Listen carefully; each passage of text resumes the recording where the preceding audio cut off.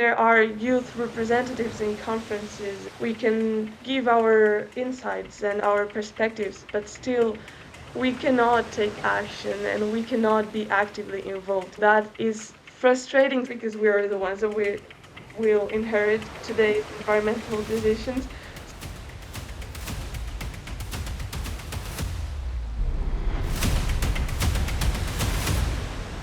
Welcome to another episode for Resilience Track podcast, where we share stories for young change makers who are shaping more sustainable future. My name is Graff, Phiri, and I'm your host today. Today we are diving deep into an incredible journey for ocean advocacy for a young leader whose story will leave you inspired and also motivated to take action for our planet. Our guest is Ona. Ona, if you can have an opportunity to introduce yourself. Hi, thank you for having me here. I'm Ona. I'm 20 years old and I'm from Spain, but I'm currently studying biology. I'm on my second year in France, in Sorbonne University. I know you have done a lot of incredible work in terms when we talk about wildlife conservation and ocean conservation. Can you start and share what inspired your passion for ocean conservation? I have always liked nature and I've always been to nature with my family, but I didn't have like a specific interest in the ocean until high school. We had to do a research project on any subject we chose. Yeah. And that same year, I went and visited a local marine animal rehabilitation center where they had sea turtles that were recovering from bycatch. Until then, I didn't even know that we had sea turtles in the Mediterranean and in Catalonia, the region of Spain I'm from. And Hmm. so that surprised me a lot, getting to know that we actually have these amazing animals also in our sea. And then it also surprised me, like seeing how our actions have an impact on their lives, like a Hmm. negative impact. And so I decided then to do a project on this topic because I wanted to get to know more about it. And I also wanted to be able to learn more and gain more skills to be able to let other people know about what was happening in our own coast. So that's kind of when I started getting into ocean conservation.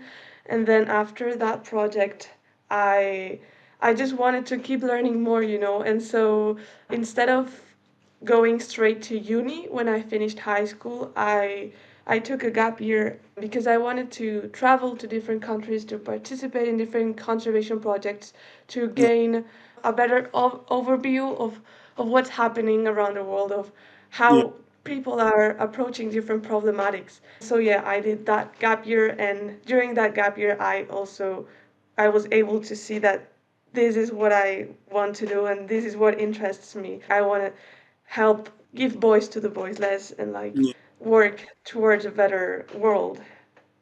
Yeah, great. That is a very incredible journey. But if I can just talk about mainly the defining moment of your journey, or the part that really motivated you to look at marine advocacy. I would say there have been two key moments.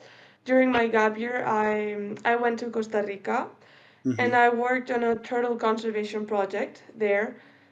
And it was when I was on my first ever night patrol and I saw a sea turtle nesting, like, and laying eggs for the first time. Yeah. I just felt so many different emotions at that same time because I was surrounded by people who were also passionate about turtles and about the ocean. And I was just seeing this incredible animal for the first time laying the eggs. And I just started crying because I don't know, I felt so grateful to be able to experience that.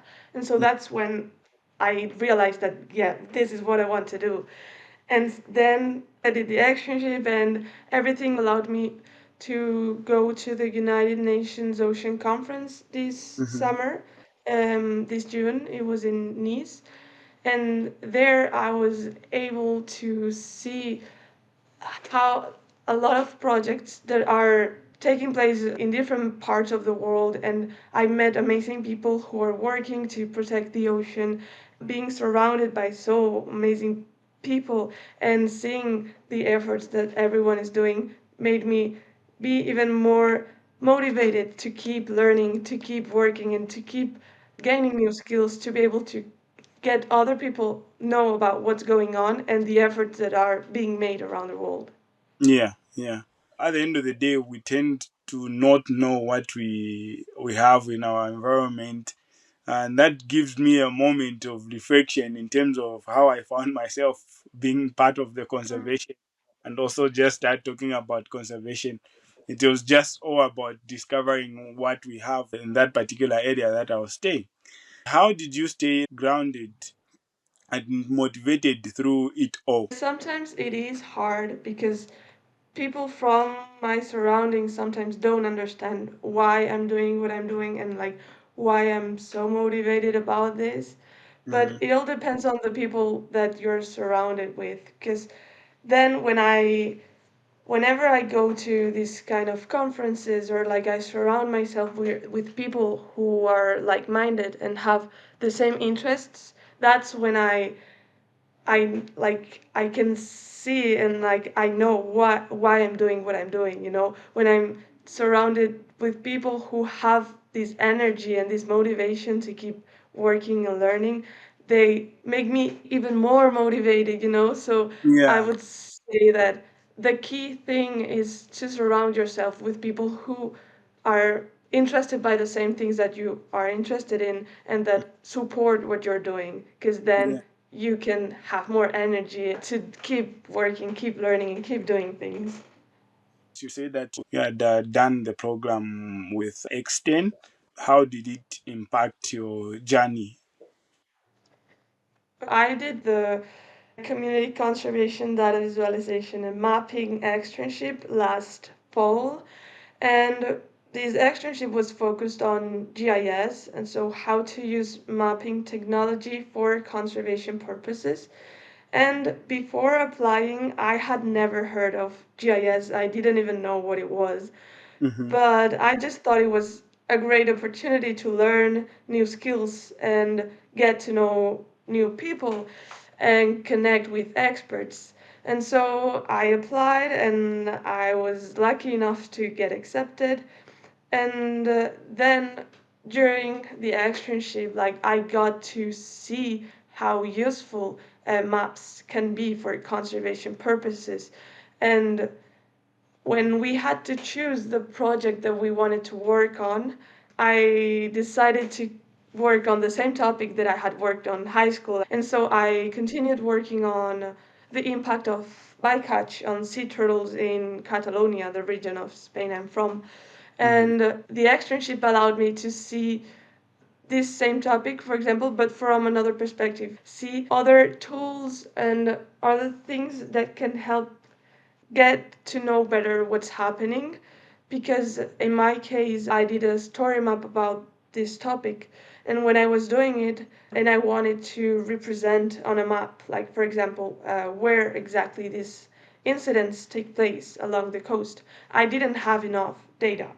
And so that's what inspired me to then apply for the seed funding after the Hmm. externship with an idea that was filling this gap that I had identified while I was building my story map during the externship. So it allowed me to then continue with my journey in another field that maybe before the externship I had never imagined I would be involved in.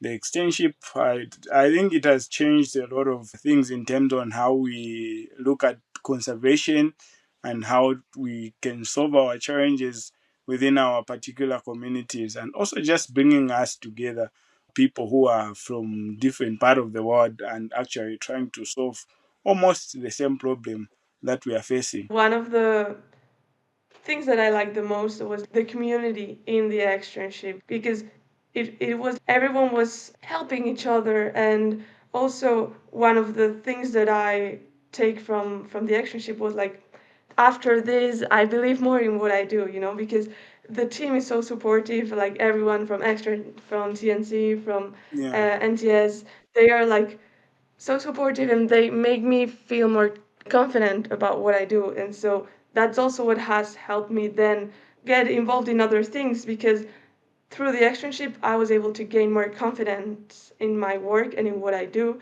And so the fact that I started believing more in myself and in what I'm able to achieve allowed me to then apply for projects that I would have never applied before, because I didn't had this trust, so that's what, like, one of the main things that I take also from the actionship, the gain of confidence and sense of belonging. Yeah, that is very, very, very true. First of all, I want to say congratulations on winning the nature student category of the story mapping competition. And if with that, can you tell us what your story map was all about and what message were you conveying? As I said, I was working on the topic of bycatch affecting sea turtles.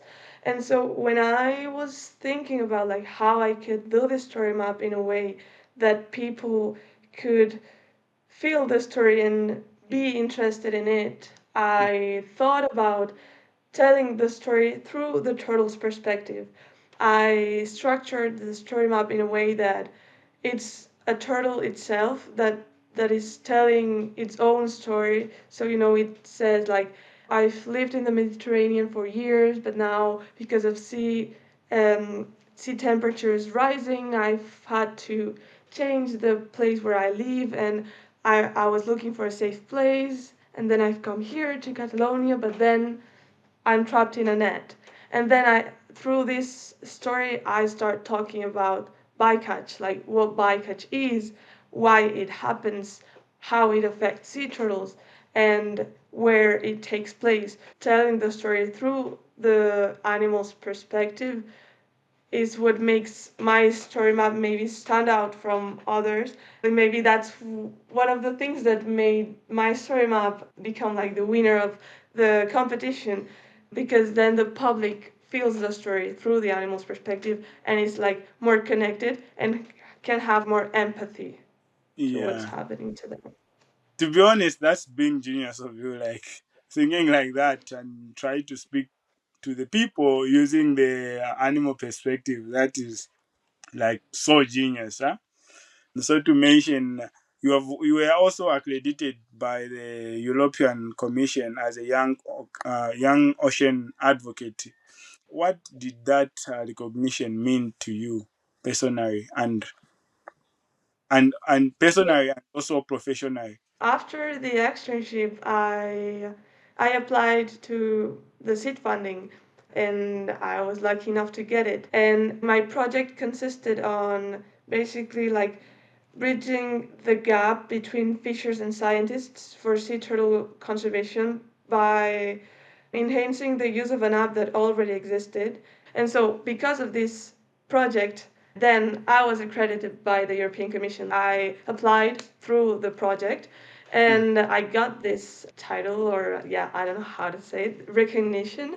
I didn't expect it, okay. I felt so happy when I received the news, because this has allowed me now to connect with other people interested and working in ocean conservation and marine biology all over Europe. Mm-hmm. And I'm now part of like a network of young ocean advocates, and this has opened many doors also, because of this I was accepted in a project about ocean governance, and so I started getting more into this topic and learning and connecting with other young people. And then being part of this network is also what allowed me then to attend the United Nations Ocean Conference. And it all started because of the seed funding project and because of the externship. You are also part of the Young Citizen Council for Oceans.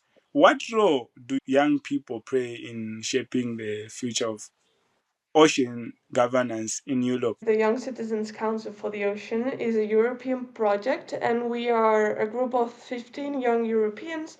Mm-hmm. And in this last months, like at the beginning of the year, we were learning about ocean governance, because we were trying to create a definition of blue citizenship, what it means to be a blue citizen. And then we created a blue citizenship compass giving guidelines to political action to like protect the oceans. And so at UNOC, the United Nations Ocean Conference, we were able to present this compass to policymakers like the Ministry of Environment of Germany and Yeah. also other political people from Europe. And it was nice to see how open they were to our ideas and to our insights. But also, sometimes it's frustrating to see the fact that we still cannot take part in policymaking, like actively be actively engaged. Because it's true that everything has progressed in these last years because now youth have more representation and we are heard, but still there is a gap missing. There are youth representatives in conferences, and we can give our insights and our talk about our perspectives, but still we cannot take action and we cannot be actively involved. So that is frustrating sometimes because at the end the decisions that are being now will affect us in the future because we are the ones that we will inherit today's environmental decisions. So Yeah. it feels frustrating the fact that we cannot do anything and we have to wait until we're old enough to be part of the decision making. When I've been meeting people and everything, I tell them about what I do and the projects that I'm involved in. They are like, yeah, the future needs young people like you, but it's not about the future, it's It's about about, now because some changes need to happen now and we cannot wait anymore. yeah, you get. So the problem that I've seen so far, if we talk about the future, you'll find that people won't look at it as, in 2030, 2060. But if we talk about the future, not knowing even tomorrow is the future. So if we try to shape what we are having right now, it means we are shaping tomorrow. It shouldn't be Mm. like 20 years in the future. You get. If I can ask you another question, like how was the experience attending the United Nations Ocean Conference in Nice, France, and any Yeah. powerful moment or insights that stood out? It was like one of the best weeks of my life because that conference is like the biggest conference of like in ocean conservation and it takes place every 3 years, I think. And everyone from all over the world who is working in ocean conservation was gathering there. There were experts, scientists, leaders from NGOs, politicians. There was a lot of things going on at the same time, a lot of talks, a lot of workshops. Hmm. And sometimes it did feel a bit overwhelming because so much was happening at the same time that you felt like you were missing so many things. In very few occasions, you have like the possibility to be with experts and with leaders and to go to them and talk to them and have a normal conversation. And so that was also a really great opportunity, because then it also opened many doors after that because I was able to connect with people and to talk about the project that I was doing. And now Yeah. I'm still in touch with some people that I knew there. And I couldn't believe I got to meet like some of my leaders in ocean conservation. I Wow. met Enrique Sala, who is Hmm. like the leader of National Geographic Pristine Seas. And then I also met Sylvia Earle. She's the best. And she has always been like my icon in ocean conservation. Actually, in the story map that I did during the externship, in the end, I put a quote from her. And it was Wow. because of that story map and because of the externship that I was able to go to this conference. And then when I was in this conference, I met her. Crazy, right? It's somebody and they give you a lot of Yeah, inspiration and you get to meet them in person. If I remember too well, you also talked about that you recently began your Saba diving journey. How yeah. has it been so far seeing the underwater world firsthand, influenced? influenced your approach in terms of conservation? These last 2 years, I've really been into ocean conservation and marine biology, but I had never scuba dived, and I cannot continue not being able to see what I'm talking about and see what I'm studying in real life. So I really, really wanted to start scuba diving. By the beginning of this year, I scuba dived for the first time, and I just fell in love with it because it feels like a whole different world when you're down there. It's like you don't care about what happens outside the water. You're just there and everything is so calm and fish are swimming like around you and you see nature in a pure state. I just fell in love with it. And so this summer I got the open water, the basic scuba diving certificate that Yeah. allows you to scuba dive like until 18 meters deep. Now I'm in Paris and we don't have the ocean nearby. Um, I will continue like scuba diving whenever I'm next to the ocean, and the more I do it, the more I want to keep doing it and learning.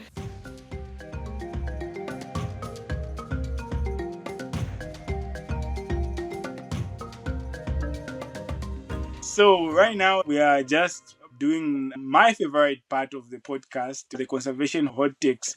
So this one, it is where we ask our guests to share any unconventional perspective about conservation, something that might make people stop or think. It's all about speaking honest conversation that also challenge the way we see conservation today. If you have an opinion of conservation that you think that it can just bring debate now to talk about it. Conservation starts with conversation. People need to know what the situation is in order to be willing to make a difference. There's this quote that I like that says like people only protect what they love and they only love what they are taught or what they know about. And Mhm. so the fact that sometimes we don't have access to what is happening, to what the real situation is, that makes that people are not interested in protecting it or like taking action because if they don't know what's going on, they cannot care about it. So I just wanted to say that we should, in schools, for example, start talking about conservation early on, and then maybe in the future, like once they become adults and they can take action and decide what they want to do, they will turn out caring more and being more acknowledgeable of what surrounds us Yeah. and the importance of protecting it. Also, all of us every day we make an impact, but we can choose what sort of impact we make. And I think that for this, it's essential like education and literacy, like ocean literacy, to Yeah. get people care about things so that then they can act as well. um one of the people who started learning about conservation whilst I was a kid. Now it becomes like something which is normal to me. I cannot throw plastics. I cannot litter anyhow. I care about my environment. I see small things. I don't know about our listeners. What do you believe on? Do you believe that if we have an opportunity to teach kids as they are young, do you believe that they will take responsibilities as they grow? So if we talk about the advocacy and also the campaign works that you have done. I remember you also talked about the Young Ocean Protection Ambassador with ECO International. Yeah. You created the campaign which is called which is it four sins lestre? Yeah. What language is that? Is it English or it's it it's is? Catalan. It's Ponce se arrastra. Yeah, I get it. I get it. What Yeah. inspired this campaign, and how did you mobilize your community around it? So, as you said, I'm now working with Earthtech International, which is an organization for young people interested in ocean conservation, which was funded by Philippe Cousteau, the grandson of Jacques Cousteau, a great explorer that opened the eyes to people to Mm-hmm. the wonders of the oceans. I'm part of the Ocean Protection Ambassador program, and basically, we are six young Europeans from Germany, France, Spain, Mm-hmm. and the Netherlands. And our goal is to each of us develop a campaign to build momentum to ban bottom trawling in European MPAs. I don't know if people know what bottom trawling is or what an MPA is, but basically, bottom trawling is a fishing technique that consists on a big net that is dragged along the bottom of the sea and basically destroys everything that's on its way. A lot of different species get trapped in the net, even like endangered species and species that don't have any economical interest end up suffering injuries and even end up dying at the end. And also, these big nets that are dragged along the bottom are basically destroying everything that is there. They are destroying the home of thousands of species. Then also they are moving the sediments of the ocean floor, which has carbon because it's like a carbon sink. And so this carbon is being released to the water and then it gets to the atmosphere. And so the levels of CO2 increase and then this accelerates climate change. So it has like very bad consequences. And the thing is that uh, in like over the world we have MPAs, marine protected areas, which Mm-hmm. are areas that are designated to protect the biodiversity that lives inside these areas. And what happens is that in a lot of MPAs in Europe and in all over the world, activities such as bottom trawling are still allowed, which doesn't make sense because if you are calling an area a protected area and you're Mm-hmm. allowing this to happen every day, you're not protecting it. And for my campaign, I've decided to focus more on the Mediterranean and Catalonia because that's where I'm from. And so I've created this campaign, Fonsense Rastra, to get people know about what's happening, to teach people about what bottom trawling is, what its impacts are, and what MPAs are.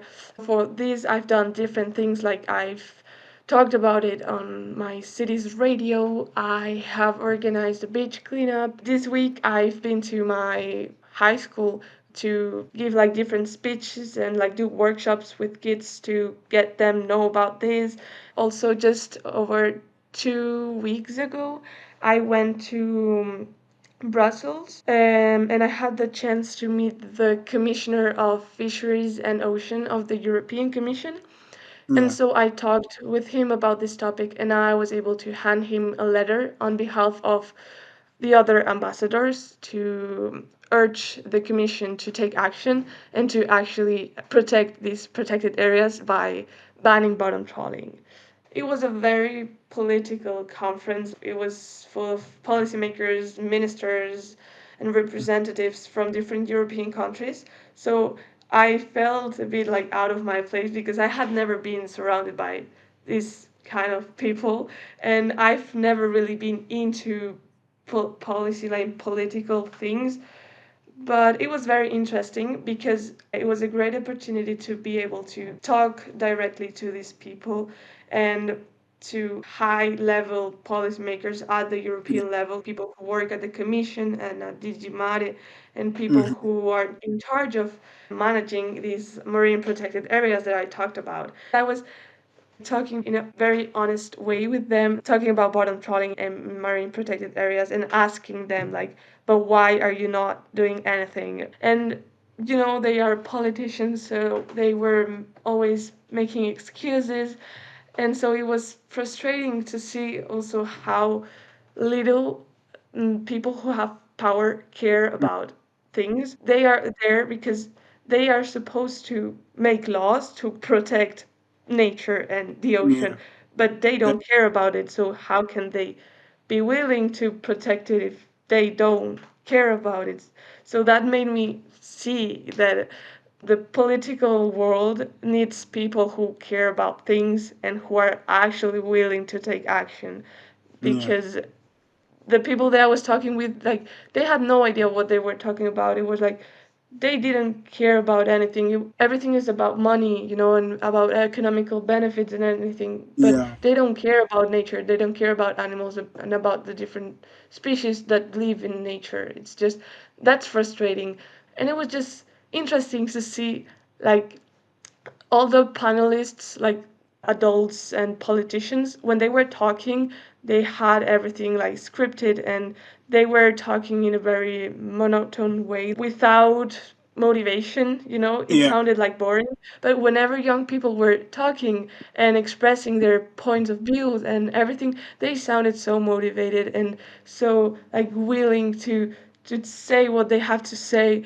And you could clearly see the difference between young people and between older people in Yeah. the motivation that they had and the willingness to be heard and to take action and to do things. So, but at the same time, it was frustrating because, as I said before, to see that we cannot still take action in real life. We are heard, but we are not.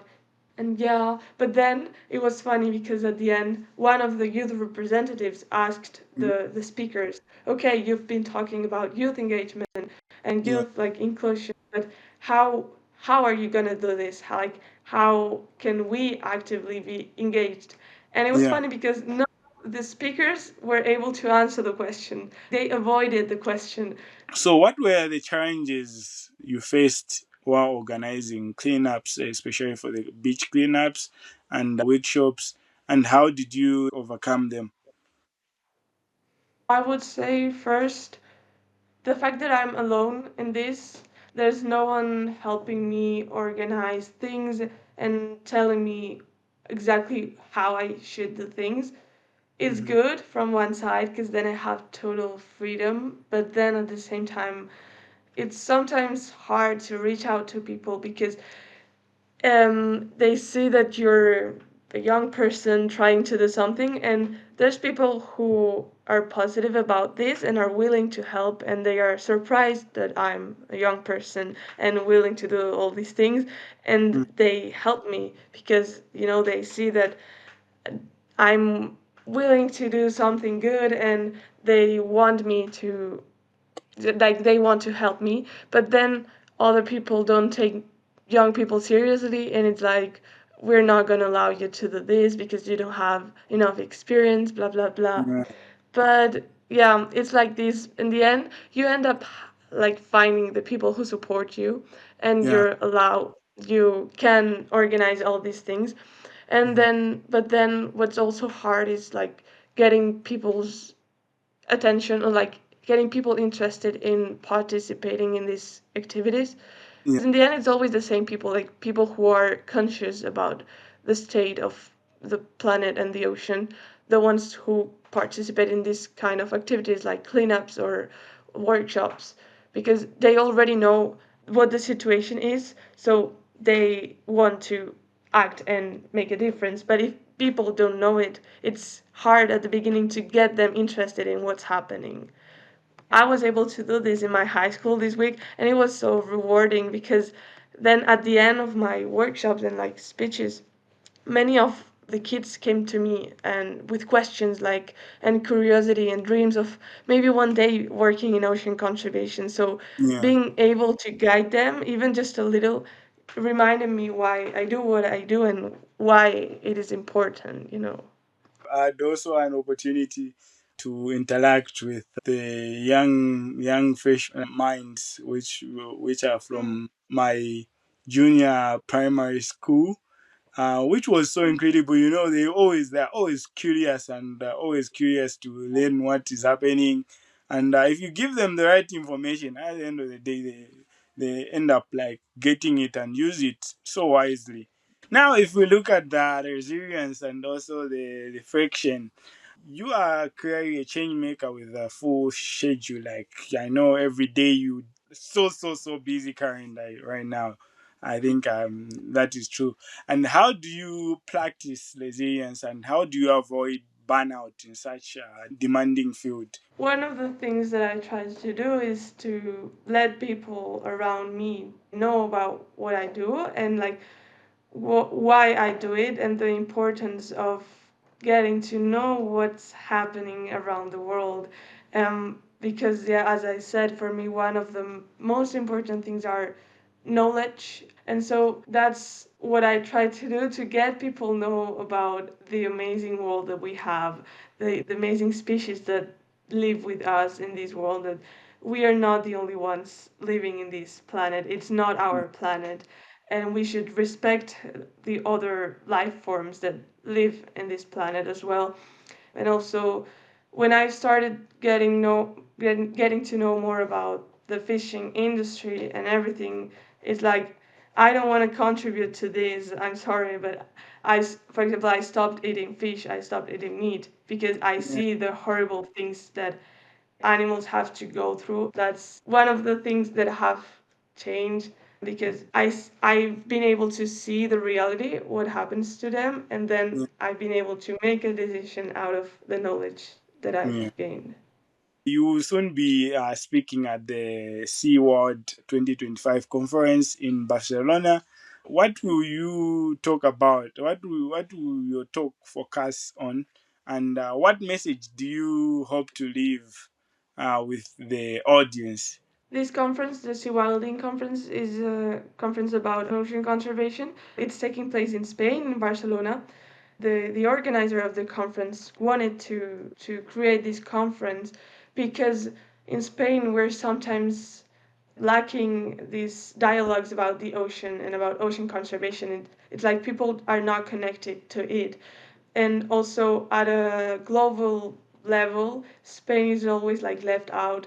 We're not really into ocean conservation, so there's a need for people to be interested in it. I'm gonna be there as a young ocean advocate, and I'm gonna be speaking at roundtables with other young ocean advocates on Yeah, my journey in ocean conservation. We're gonna be speaking not only with experts and scientists, we're also going to be speaking at a roundtable with other youth who are maybe thinking about pursuing a career in this field. The goal of our roundtable is going to be to make them see that they can also be part of this, that anyone can be part of this, and it doesn't matter the field you come from because conservation needs people from all the fields. It doesn't matter if you're like a journalist or if you're a scientist or an artist. yeah. Everyone can take part in conservation.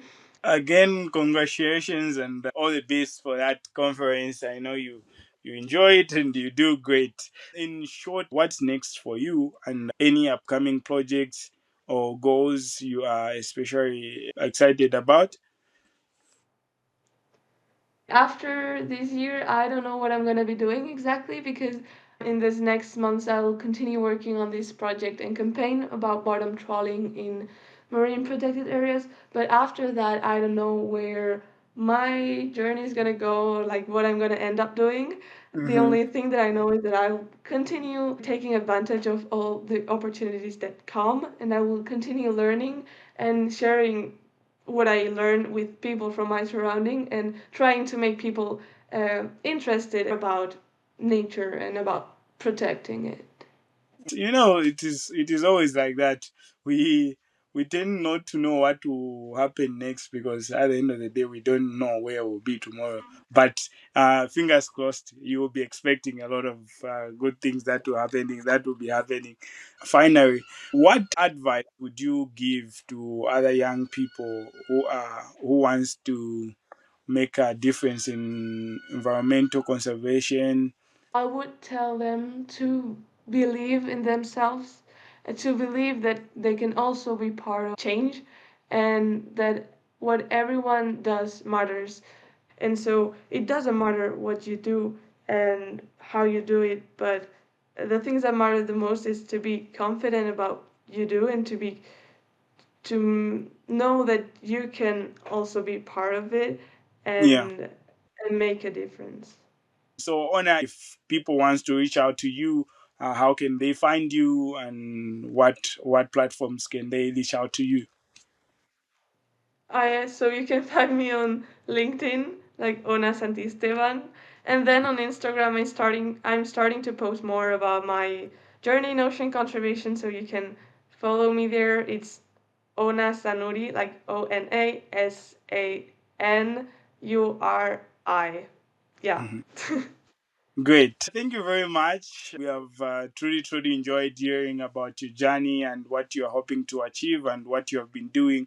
Like I said, I'm your host, Graff, Innocent Phiri, and we had our guest who is Ona from Spain. Thank you very much for everybody listening. Thank you.